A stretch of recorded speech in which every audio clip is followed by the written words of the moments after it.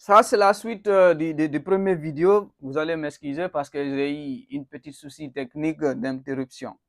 Donc, je disais, choisissez un endroit ou bien choisissez un petit livre d'abord et maintenant le moyen de transport. Vous pouvez lire si vous voulez dans le bus, dans le train, si vous êtes en voyage et que ce n'est pas vous qui conduisez le véhicule, vous pouvez aussi profiter dedans et lire.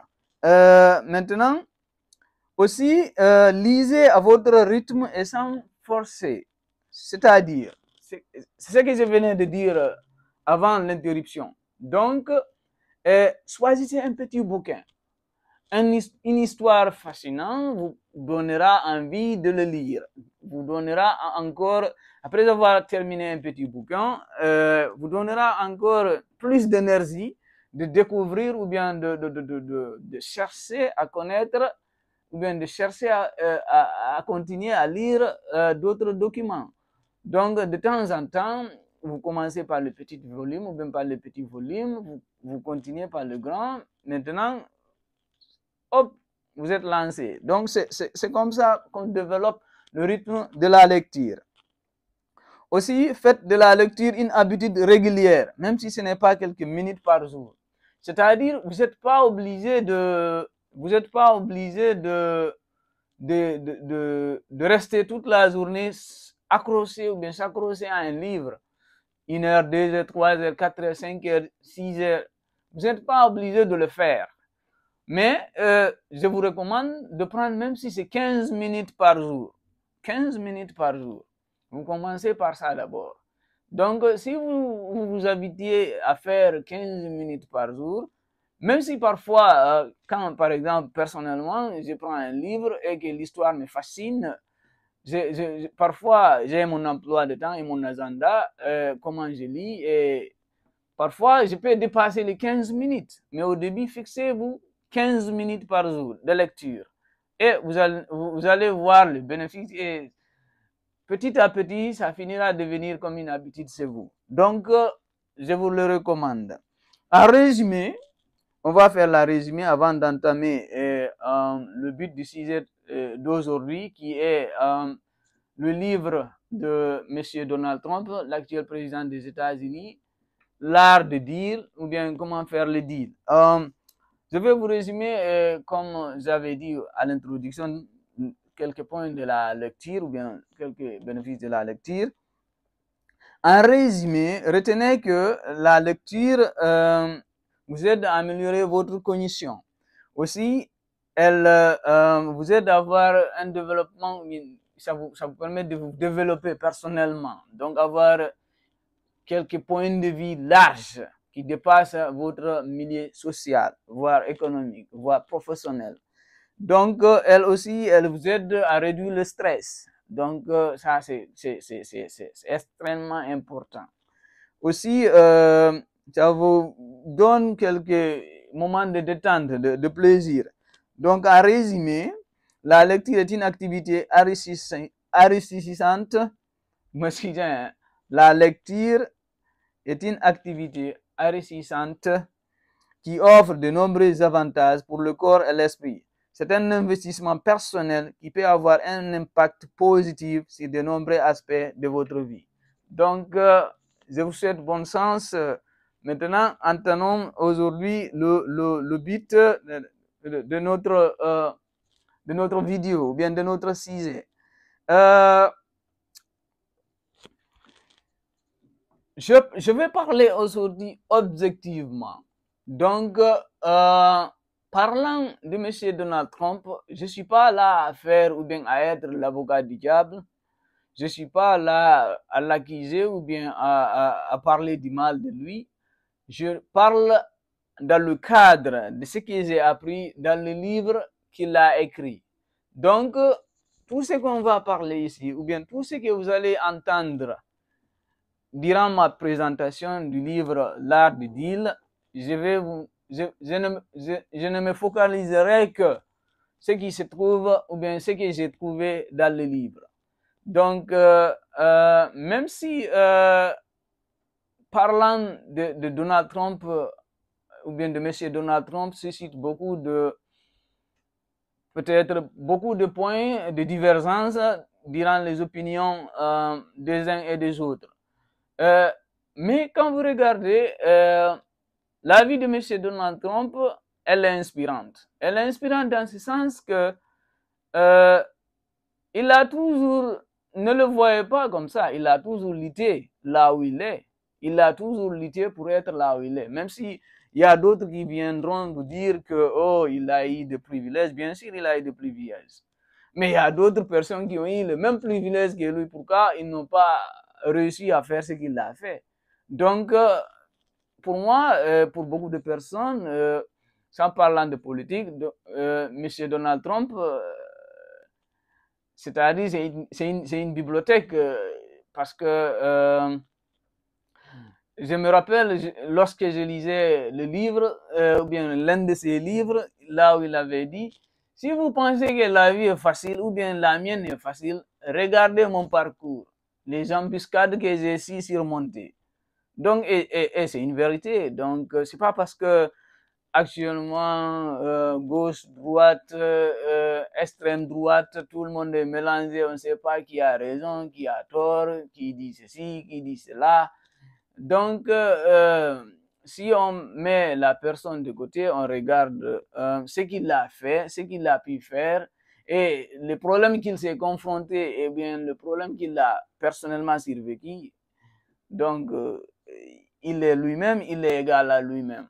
Donc, pour quelqu'un qui est curieux, parce que pour moi, je ne peux pas juger un être humain à travers les médias. Et vous aussi, je vous conseille de ne pas juger quelqu'un à travers ou bien avec un regard piégé ou bien biaisé, ce que les Américains appellent bias. C'est-à-dire, tu entends l'autre parler de tel monsieur, tu te focalises à ce qu'on te raconte, spécialement les médias. Donc, les médias, c'est des businessmen ou bien c'est des business, c'est des investissements qui cherchent à générer. Donc, pour générer, il faut dire ce que votre audience ou bien le public ciblé veulent entendre pour générer de l'argent et pour générer une audience fidèle.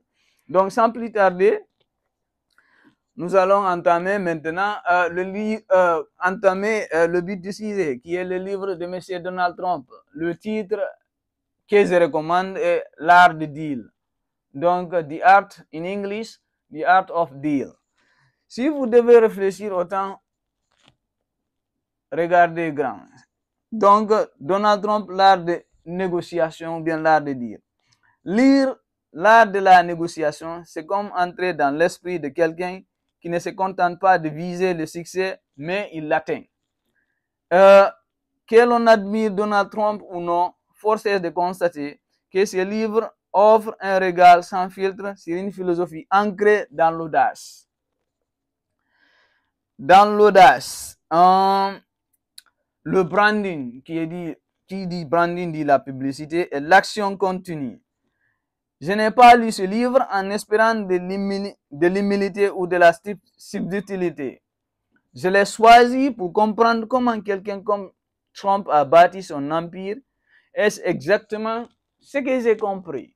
Donc, je n'ai pas pris ce livre-là pour le lire avec une espèce d'opinion préconçue ou bien pré-créée, arrêtée sur M. Donald Trump.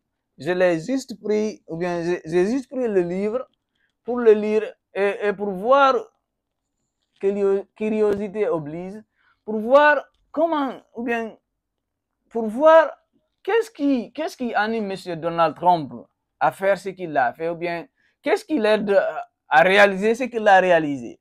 Donc, c'est de ça il s'agit.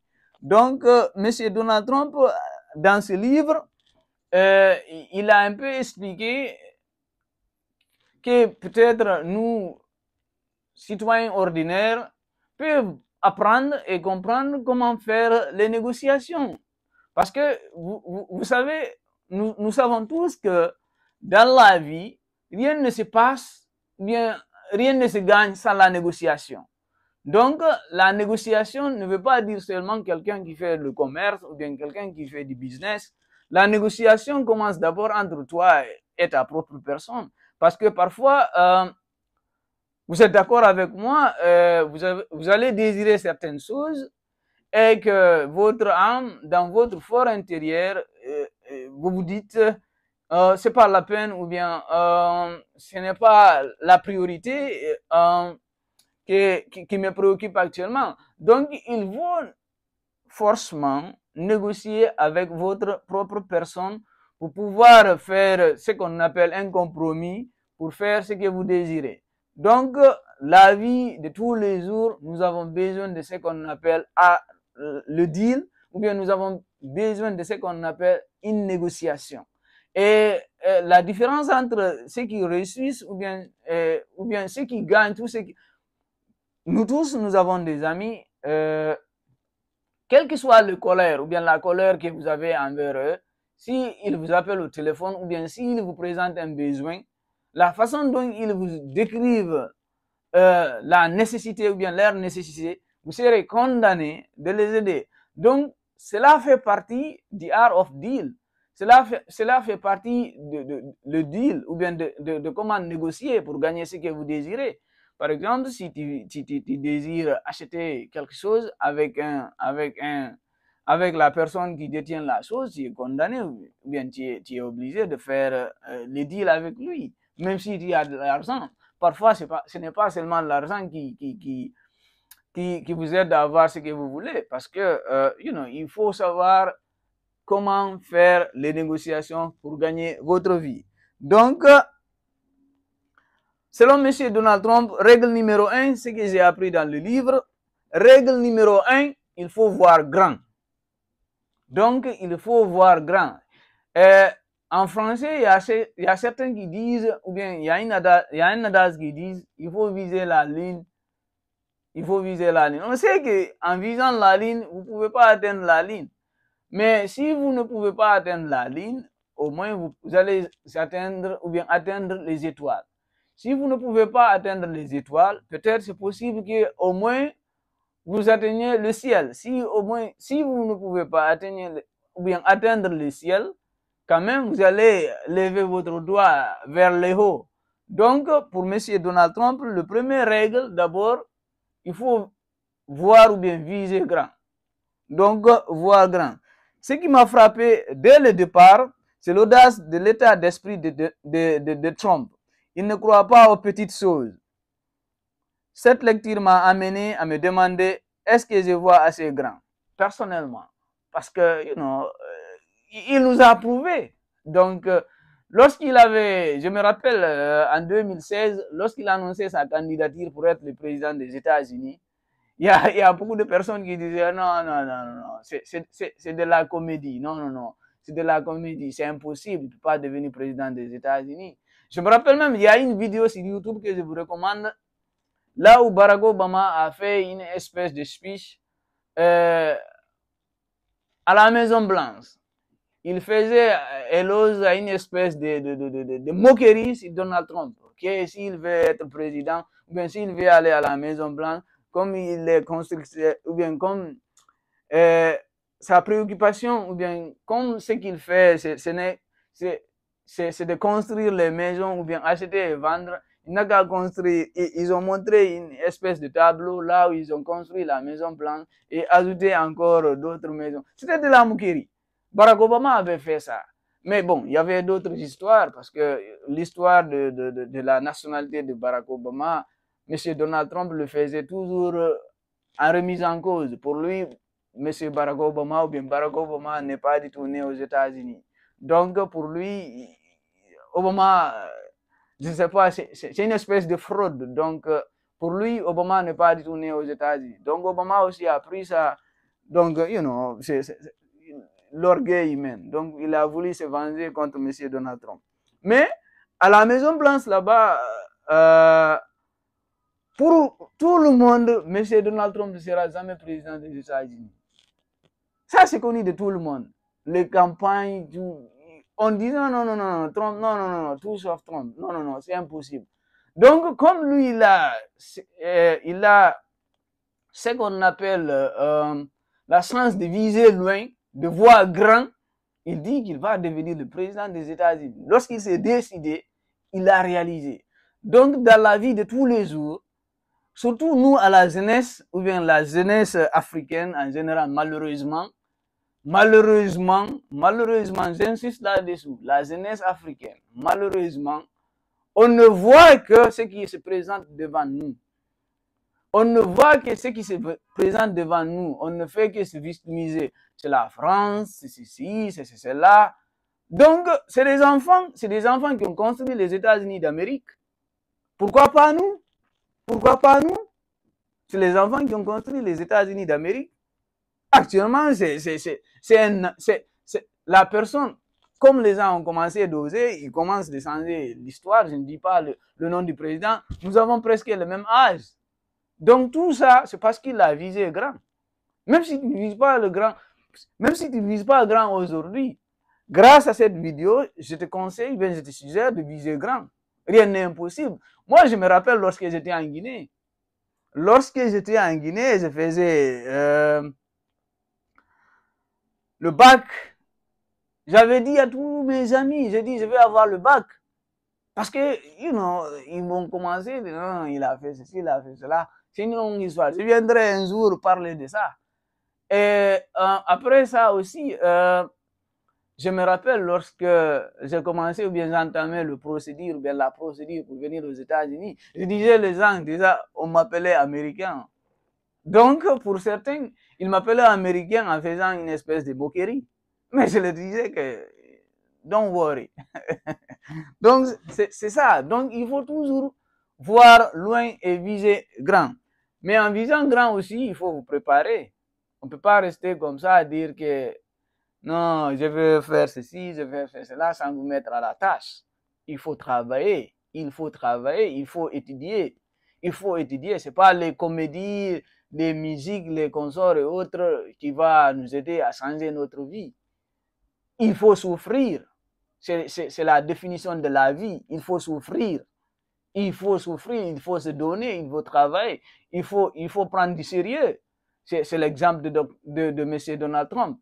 Même si certains diront, oh, il a eu le privilège, ceci et cela. Bien sûr, il a eu le privilège. Mais pourquoi il n'est pas le seul à avoir le privilège aux États-Unis, le businessman, mais il est le seul à devenir président? Donc, il a travaillé, il faut se mettre à la face. Il faut se mettre à la tâche, il faut mouiller les maillots. Donc, ça, c'est le premier point. Donc, il faut viser loin, il faut voir grand.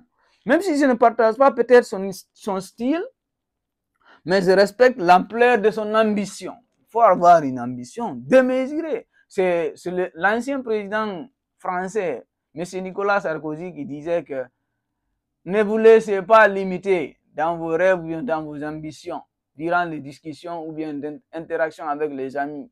La vie se chargera de vos ambitions, ok? Visez loin, rêvez grand. Ça, c'est le premier point.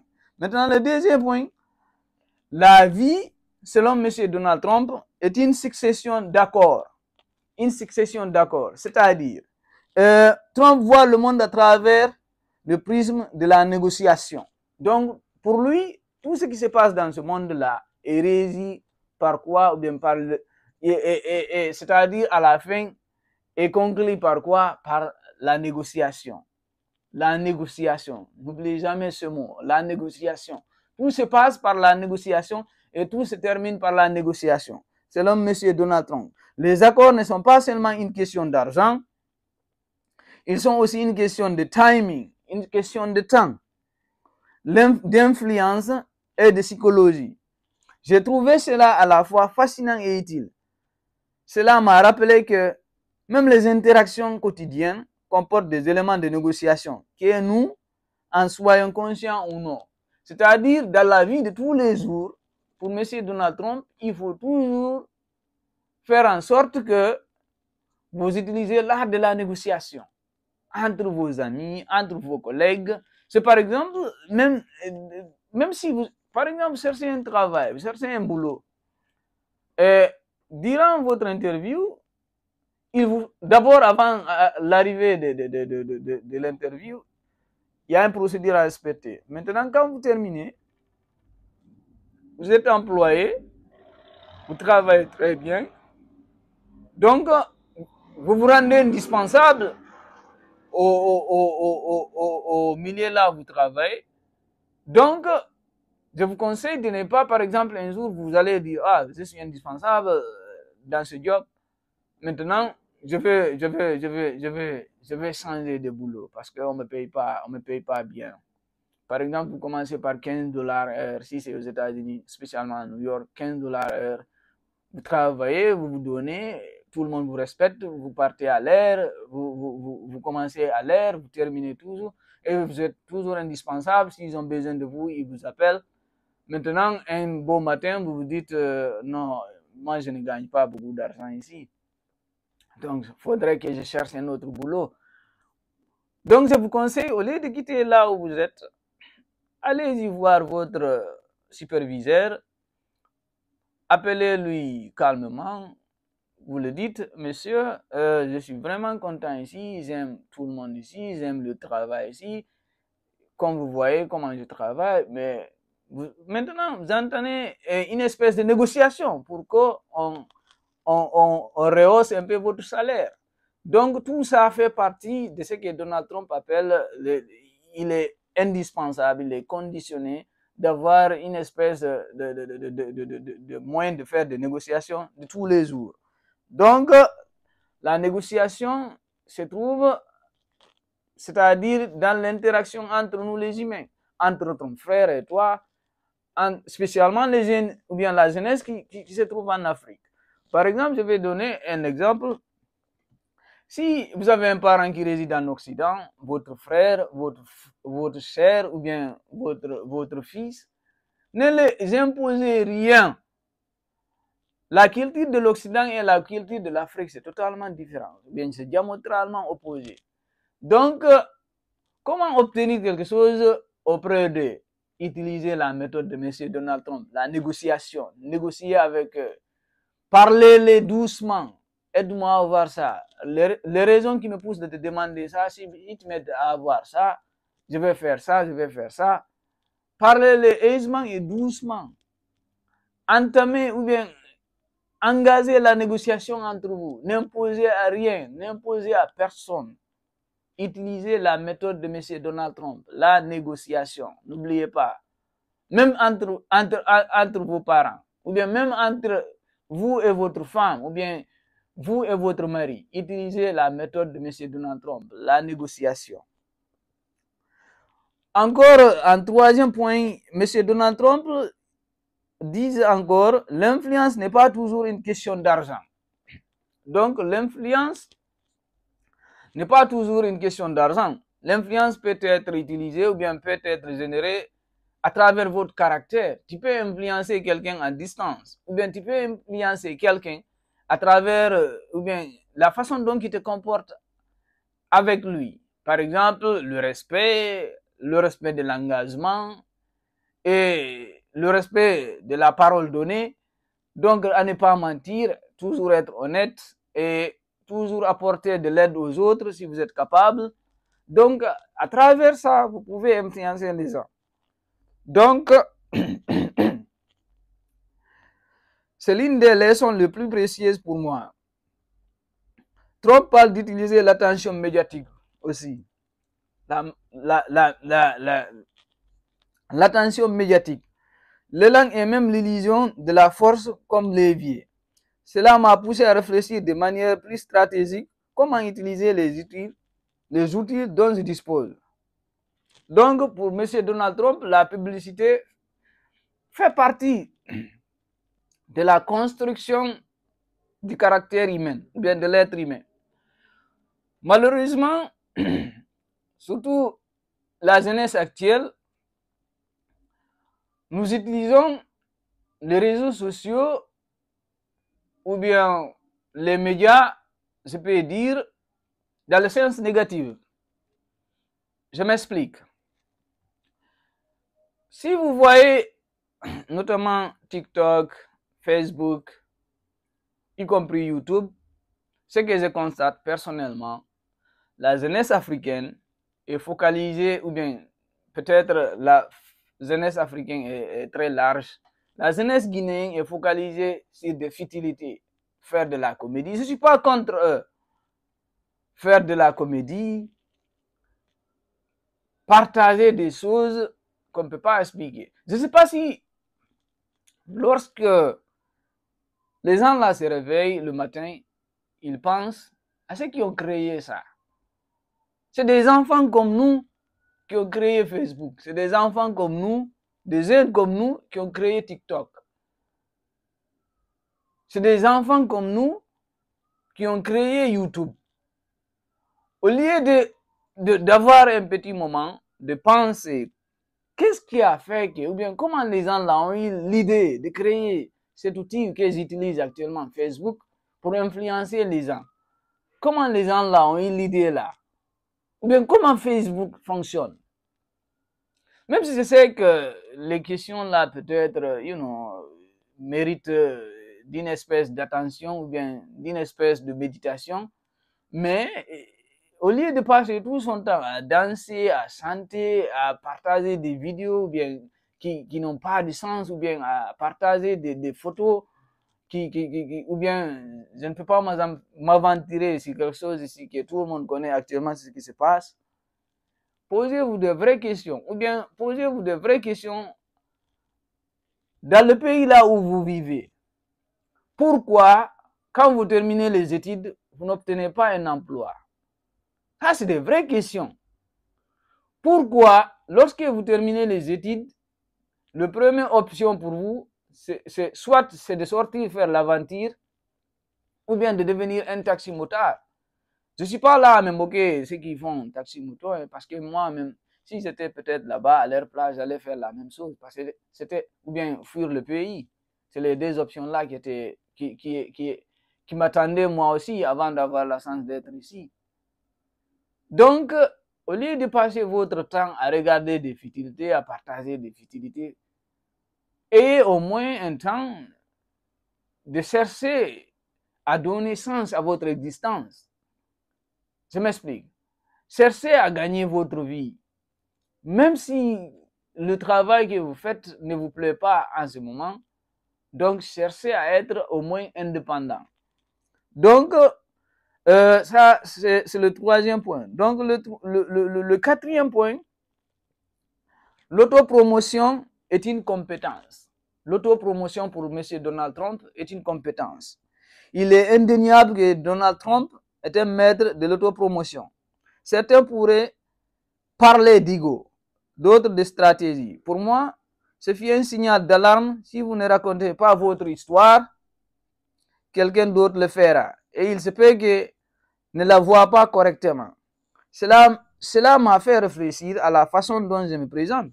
Par exemple, M. Donald Trump, peut-être ceux qui ne comprennent pas anglais, il a toujours été considéré, ou bien il a toujours été vu comme milliardaire.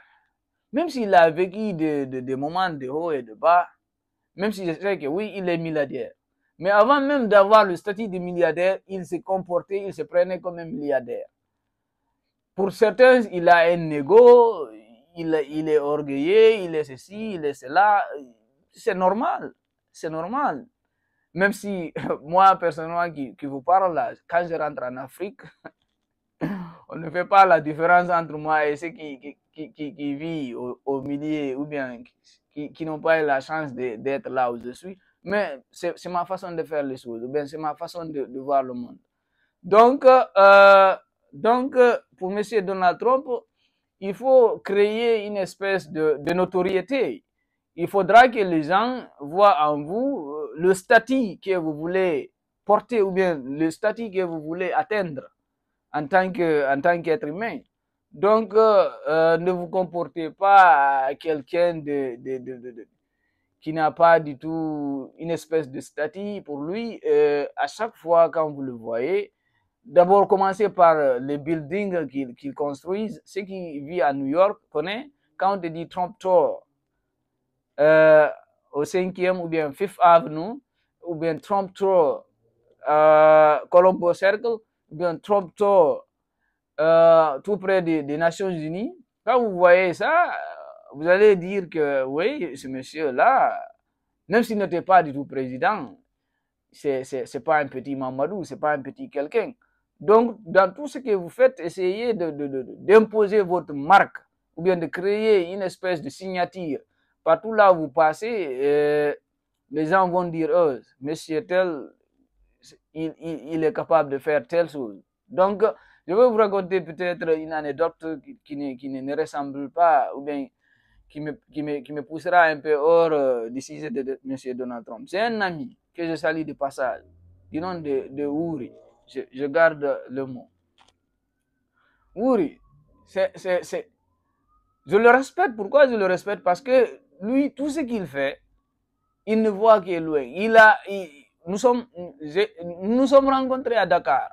Lorsque j'étais en passant pour ma procédure d'avoir le visa pour les États-Unis, lui aussi pour son voyage de l'Europe. Mais depuis que je l'ai connu, il ne fait que rêver et parler en grand. C'est un excellent trompiste, M. Ouri. C'est un excellent trompiste. Tout ce qu'il fait et tout ce qu'il promet et tout ce qu'il m'avait promis qu'il va le réaliser, il l'a réalisé.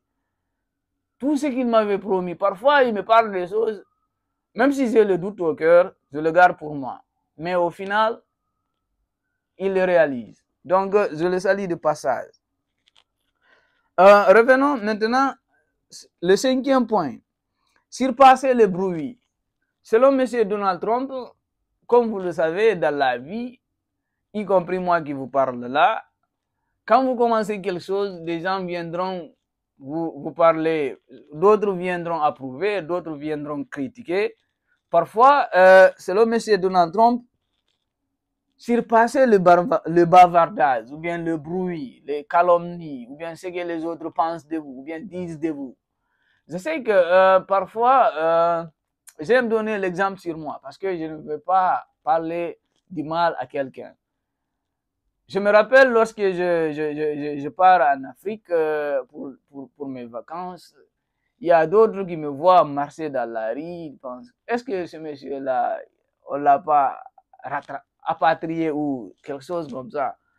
Mais comment est-ce possible? Lui, il vit aux États-Unis, il ne vient pas ici en véhicule, il ne fait pas ceci, il ne fait pas cela. D'un côté, c'est ce qui est espéré, ou bien c'est ce qui est considéré comme attente pour beaucoup de personnes. Mais moi, j'ai ma façon de voir le monde.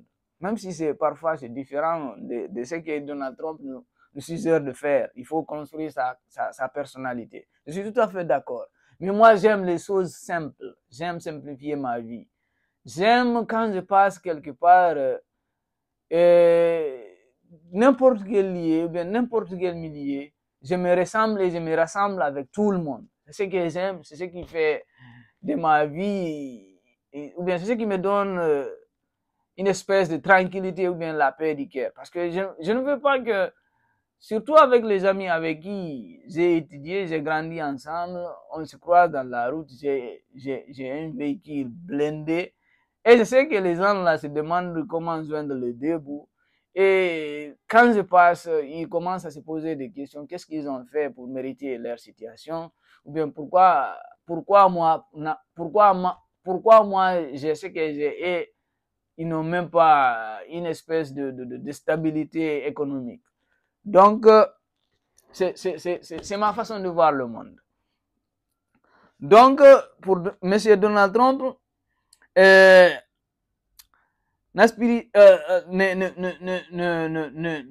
vous laissez pas détruire par les ondits ou bien par les ondits, par l'opinion des uns et des autres. Donc, il est à noter, M. Donald Trump ne boit jamais de l'alcool. Pourquoi il ne boit pas de l'alcool? Peut-être parce qu'il a été victime. Il a été victime. Donc, malgré tout ce qu'il a réussi à accomplir, il est blanc, il est américain, mais il ne boit pas de l'alcool. Qu'est-ce à dire? La jeunesse actuelle, africaine, guinéenne en particulier, musulman, Donald Trump n'est pas du tout musulman, qui prend de l'alcool de nuit au jour, qui pense que la réussite ou bien être vrai, comme on a tendance ou bien souvent de le dire, c'est de prendre de l'alcool. Détrompez-vous, ce n'est pas ça la vie. C'est pas parce que vous... J'ai un jeune frère qui me disait que, Koto, oui, ta souffrance doit être le seul énergie qui te permettra de changer la condition à laquelle tu te trouves. Donc ce n'est pas en prenant... Je sais que je suis tout à fait d'accord que c'est très difficile. Parfois, vous tombez dans le piège de prendre les stupéfiants pour pouvoir oublier les soucis. Mais laissez-moi vous dire, cela ne vous aide pas à oublier vos soucis, mais plutôt à empirer vos problèmes. Donc, je vous conseille, pour l'amour de vos parents, ne vous laissez pas tenter par les futilités, l'alcool, la drogue, pour mener votre vie. Moi qui vous parle comme ça, j'ai tellement de problèmes, j'ai eu tellement d'embuscades dans ma vie, mais cela ne m'a pas du tout conduit à dire que peut-être quand je prends une school, je vais oublier tout. Non. Mais plutôt, revenons à la lecture. C'est la lecture qui m'a permis d'être là où je suis et d'oublier certains problèmes de la vie. Donc, en conclusion, l'art de la négociation n'est pas subtil. Il est à tapager. Mais sous la surface, il y a de véritables leçons sur le risque, la confiance et la connaissance de sa valeur.